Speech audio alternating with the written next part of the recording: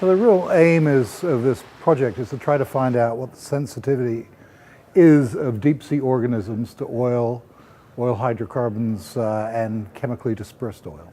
Ours is a little unique because we've got to bring up deep sea organisms that have never been to the surface before.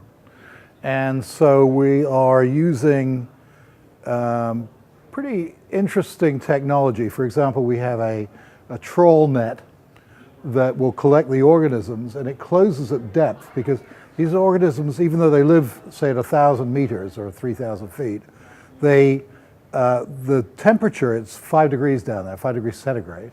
So they live in that cold environment, and it's a very high pressure environment. But these are invertebrates, they don't have a swim bladder. So we can bring these organisms up from the deep, put them immediately, so the cod end, the end of this net, is cold because it closes, picks up that temperature. We bring them up and then we try to get them back to the lab very rapidly. And all these experiments are going to be done in refrigerators. The other thing that's pretty unique about this is that the organisms that we're dealing with, I mean, we don't even know what we're going to get, right?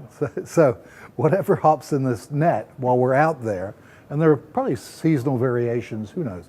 But one of my colleagues that's working with me is an expert on collecting deep sea organisms. So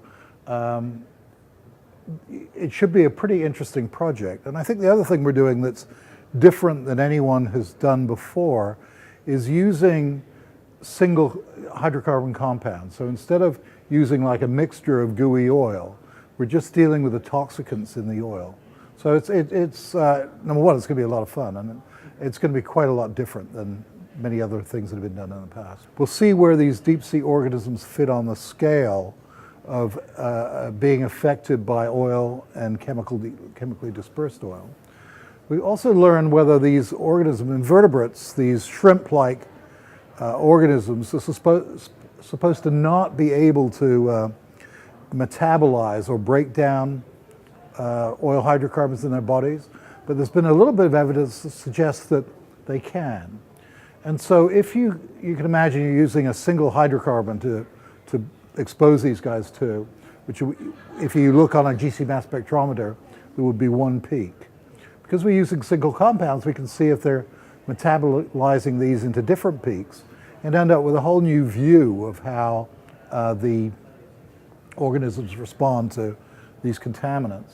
And I guess in the end, it's going to end up in determining a risk assessment for whether you disperse or don't disperse a spill if you care about those organisms, right?